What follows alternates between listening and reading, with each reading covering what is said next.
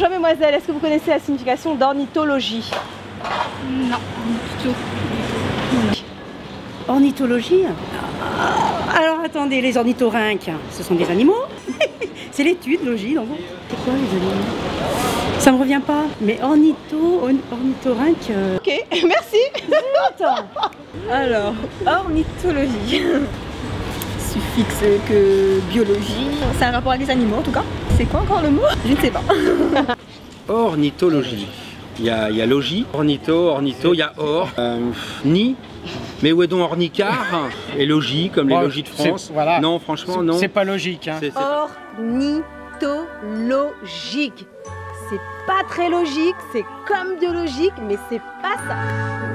Ouvrez la cage aux oiseaux. Regardez les s'envoler, c'est beau.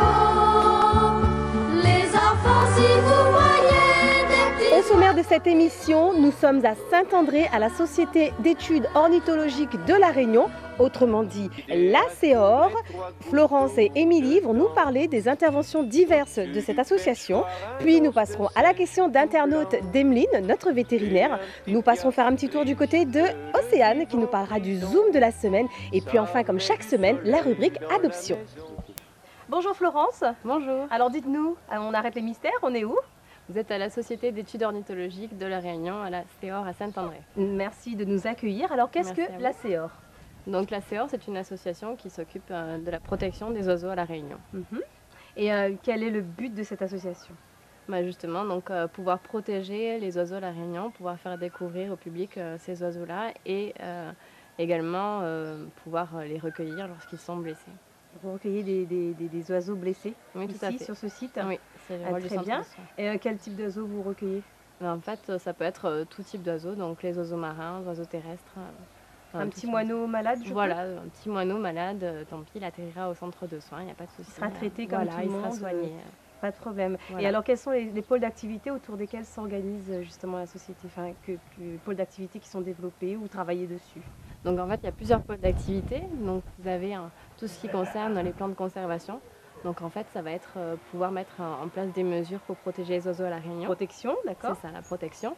Ensuite, vous avez donc le centre de soins, tout le sauvetage des oiseaux à La Réunion qui est organisé grâce à des bénévoles, notamment un réseau de bénévoles assez étendu sur toute l'île.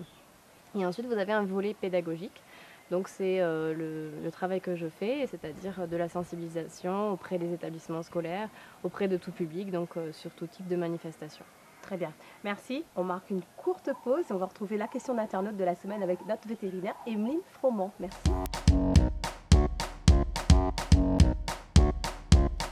Bonjour Emeline, c'est une question de Sylvie des Camélias. Mon chien aboie toute la nuit, il est un peu gênant. Que puis-je faire? Bonjour à tous. Alors cette question est très intéressante. Pourquoi, si mon chien aboie, est-ce que surtout je peux faire quelque chose? En effet, alors on peut faire plusieurs choses. On peut jouer sur le comportement de l'animal. Donc peut-être voir un éducateur canin et voir pourquoi l'animal aboie. Est-ce qu'il n'a pas compris quelque chose ou est-ce qu'il n'a pas compris un certain ordre? Donc de faire des cours d'éducation canine, des fois ça peut aider un peu. Ou sinon voir un vétérinaire aussi pour voir si l'animal n'aboie pas parce qu'il a mal au dos, qu'il a mal quelque part, qu'il a de l'arthrose et qui pourrait expliquer certains aboiements ou certains hurlements. Et puis sinon si ça persiste et qu'il n'y a pas de problème de comportement, de problème on va dire physiologique, il y a des petits colliers anti-aboiement qu'on peut trouver qui sont des colliers qui font pas mal à base de citronnelle ou de choses comme ça et qui permettent d'aider à l'éducation. Voilà, j'espère que j'ai répondu à ta question et que tu trouveras la solution pour ton chien qui aboie. Merci Emeline, et si vous aussi vous avez des questions, n'hésitez pas à les poster sur notre site internet www.zanimaux.re. Alors Florence, j'ai une autre question. Où en est La Réunion en ce moment avec ces oiseaux? Est-ce que les oiseaux se portent bien ici? Ça dépend pour lesquels en fait. Donc vous avez différentes espèces, donc des espèces exotiques, des espèces indigènes et endémiques. Exotique, ça veut dire? Donc exotique qui a été introduit par l'homme. Endémique? Indigène d'abord, qui est venu par voie naturelle, voilà, et qui était présent sur l'île avant l'homme. D'accord. Et ensuite endémique, donc des oiseaux qui n'existent que dans une zone restreinte de La Réunion, donc pour endémique de La Réunion qui n'existent qu'à La Réunion, qui sont uniques au monde à La Réunion. Unique au monde à La Réunion, il y en a ici d'oiseaux comme ça? Oui. Lesquels par exemple? Vous avez le tutuite, le papandre, le merpéi, Les oiseaux blancs, les oiseaux verts. Il n'y en a qu'à La Réunion, Voilà. pas ailleurs. Pas ailleurs. Très bien. Et quels sont les dangers auxquels ils sont confrontés? Est-ce qu'il y a danger ou pas? Si oui, oui. lesquels? Oui, notamment pour le tutuit. Donc, le principal menace pour le tutuit, c'est le rat et le chat qui sont présents à la Roche Écrite. Donc, il y en a dans les forêts à La Réunion, il ne faut pas oublier cet impact-là sur les oiseaux. Donc, les rats mangent les œufs des oiseaux et pour ce qui est des chats, ils s'attaquent directement aux oiseaux. Donc, ne pas laisser de déchets dans la forêt, c'est très important pour ne pas nourrir les rats et ne pas abandonner ces animaux comme les chats qui vont vraiment devenir un petit peu sauvages et qui vont se nourrir de ce qu'ils vont trouver dans la forêt. Ou d'oiseaux en l'occurrence. Voilà, d'oiseaux. Très bien, merci. On retrouve tout de suite le Zoom de la semaine avec Océane. Bonjour Océane, alors de quoi vas-tu nous parler aujourd'hui? Alors aujourd'hui, je vais vous parler des canaris. Donc les canaris, ce sont des oiseaux qui sont très réputés. Ils sont idéaux autant pour des amateurs que pour des personnes averties. Vous trouvez des canaris de couleur, comme les jaunes, les rouges par exemple. Des canaris de chant, comme le malinois ou le cimbrado. Et vous avez également les canaris de posture, comme par exemple le rasa, qui a en fait un corps plus fin. Après, au niveau de la cage, il faut une cage à peu près de cette taille-là. Après, évidemment, il dépend du nombre. En nourriture, on donne de la nourriture en forme de grain. Un peu d'os de sèche pour un apport en calcium. Et au niveau du nid, ça sera plutôt un nid ouvert de forme ovale. Voilà. Florence, qu'entendez-vous par plan de conservation? J'ai entendu que vous occupiez des papons, des tuituis et du pétrel noir de Bourbon. Dites-nous en plus. Donc en fait, un plan de conservation va permettre de mettre certaines mesures en œuvre pour protéger cet oiseau-là. Donc en ce qui concerne le tutuit, par exemple, on va mener des campagnes de dératisation à la Roche Écrite. En ce qui concerne le papang, en fait, il y a un petit problème pour cet oiseau-là, c'est-à-dire qu'il va se nourrir de rats qui sont empoisonnés et il va être empoisonné de façon secondaire. Donc on va essayer de mettre en place beaucoup de sensibilisation, par exemple auprès des agriculteurs, pour éviter que ce genre de phénomène se reproduise, voilà, pour protéger cet oiseau-là. Ah, très bien. Et une petite question d'actualité, on entend tous les ans parler des lumières et des pétrels. Tout à fait. Et la Céore est souvent associée aux pétrels. Et qu'est-ce qui se passe en fait? Pourquoi beaucoup de villes s'associent avec cette histoire de lumière et de pétrels? Dites-nous tout. Donc en fait, les pétrels, ce sont donc des oiseaux endémiques de la Réunion, les pétrels de Barreau. Et ils prennent leur envol du Piton des Neiges en avril, donc pour les jeunes. Et malheureusement, ils vont être confrontés à cette pollution lumineuse qui est tout autour de la Réunion, donc pour les villes côtières, mais pour toutes les autres villes. Et donc la nuit sans lumière va essayer d'un petit peu sensibiliser les gens pour baisser les éclairages, de façon à ce que ces oiseaux réussissent à regagner l'océan. Qu'est-ce qui se passe en fait? Elles quittent le Piton des Neiges? Voilà, elles quittent le Piton des Neiges et en fait, elles vont être dirigées par la Lune et les étoiles jusqu'à l'océan. Lorsqu'il y a lune noire, malheureusement, eh bien, cet oiseau-là voit toute la pollution lumineuse autour de l'île et il ne voit plus du tout l'océan et il ne sait plus se repérer. C'est ça en fait, ils viennent se heurter aux lumières. Il va s'échouer dans les villes ou même parfois rentrer en collision avec des lampadaires, etc. D'accord, le danger donc du pétrel, c'est la lumière lorsqu'elles prennent leur envol. Et c'est une espèce endémique à La Réunion, c'est ça? Oui. Et ça se passe à quelle période de l'année? Donc pour les pétrels de Barreau, c'est en avril. Donc généralement, il y a une période de 2 jusqu'à 3 semaines. Et si cette période-là, il y a lune noire, eh bien, ça pose problème. Et les villes à La Réunion jouent le jeu? Oui, il y a quand même pas mal de villes qui jouent le jeu, en effet, qui baissent leurs éclairages, qui essaient de sensibiliser la population à ces oiseaux-là. D'accord. Et c'est une heure particulière dans la journée? Enfin, je veux dire en début de soirée ou dans la nuit même? C'est à partir de début de soirée et puis dans la nuit, voilà. Très bien. Merci beaucoup Florence.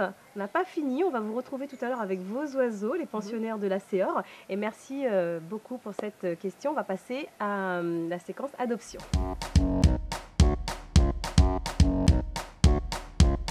Elle est blottie au chaud dans son panier. Topaz, au nom de pierre précieuse, vous fera littéralement craquer. C'est une femelle bleu crème de 7 ans, type européen. Et comme ses copines, elle est déjà tatouée. Cette semaine, je vous présente Toby, un beau mâle griffon qui attend de se refaire une santé auprès de maîtres attentionnés. Il est beau, il est timide, il n'a que 3 ans. Et sachez que lui aussi est tatoué. Sans plus tarder, appelez le 02 62 28 67 78 ou le 06 92 30 86 88. Florence, on se retrouve pour cette dernière partie. Alors, quel est ce magnifique oiseau que tu tiens dans les mains? Donc cet oiseau, c'est un puffin tropical, donc il fait partie des 4 espèces de pétrels observables à La Réunion. Cet oiseau-là, il est présent au centre de soins parce qu'il a le même problème que les pétrels de Barreau, c'est-à-dire qu'il va s'échouer dans les villes à cause de la pollution lumineuse. Lui, c'est pas en avril, c'est un petit peu presque pendant toute l'année, car il niche en fait dans les falaises des ravines et des rivières, et du coup, on peut peut-être en voir, voilà. Et vous parliez tout à l'heure de prévention et aussi de collecte d'oiseaux malades ou blessés. Et si on en trouve un, qu'est-ce qu'on peut faire justement? Donc en fait, vous allez le trouver par terre et comme il a de trop grandes ailes, il ne va pas pouvoir redécoller tout seul. Donc en fait, ce qu'on peut faire, c'est réussir à l'attraper, là comme j'ai attrapé moi. Et vous le mettez dans un carton, vous faites un petit peu des trous pour qu'il puisse respirer. Surtout, ne pas lui donner d'eau, ne pas lui donner à manger, le laisser tranquillement dans sa boîte. C'est là où il sera le mieux. Et ensuite, soit appeler la CEOR, soit directement amener le carton chez les pompiers. Carton troué, pas d'eau, pas à manger. Et des fois, on met dans du coton.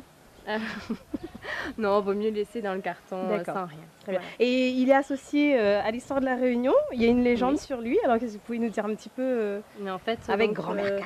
Voilà, je ne sais pas si vous connaissez la légende de Grand-Mère Cale. On disait souvent aux enfants passage. Si tu n'es pas sage, Grand-Mère Cale va venir te chercher la nuit. Grand-Mère Cale, quelle heure il est? Voilà, c'est ça. Voilà.